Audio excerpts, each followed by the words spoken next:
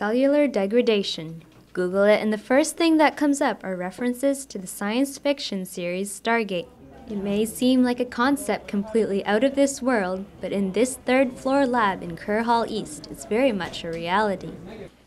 Chemistry professor Roberto Botelho is leading a team of 11 in a research project that is looking to understand how organelles function. Think of organelles as the internal organs of cells. Specifically, they want to understand organelles of the immune system. And so we want to understand how that immune system works.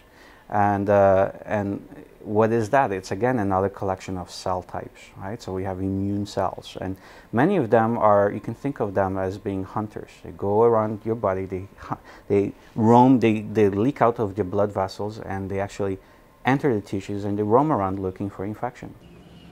A couple students in his lab are working with yeast to understand how organelles function. They use yeast because the majority of genes present in yeast are also in humans. Shannon Ho, a PhD student, is working with undergraduate thesis student Ahmad Siddiqui.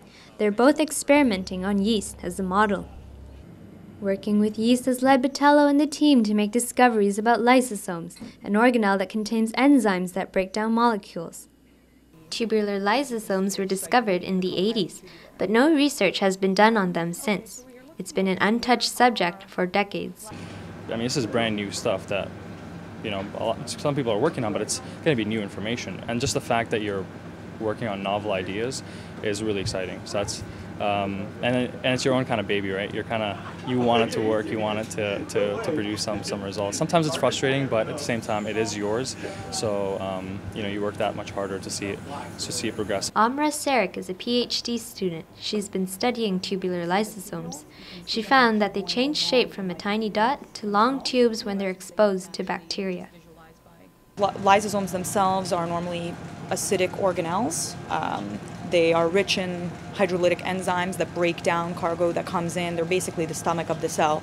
So does tubulation, the question is, does tubulation or this morphological change actually change the physiological properties of the lysosome? Earlier this year, Botelho submitted a proposal to the Canadian Institutes of Health Research for funding.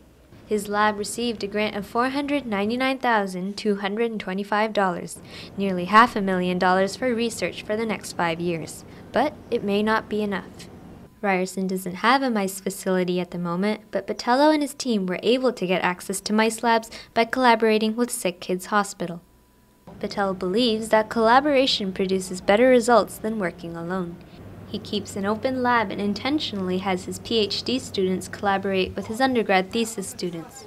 It's more fun when you interact with other people, period. You develop friendships, there's a human level to it, and but that's an important factor in research, is human contact and discussing ideas and talking, right?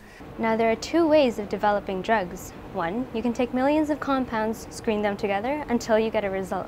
Or two, you can study protein structure and design drugs that target these proteins. With their research, Botelho's lab hopes to create specialized drugs to help people with autoimmune diseases where the body doesn't know specifically what to target. Diana Duong for Ryersonian TV.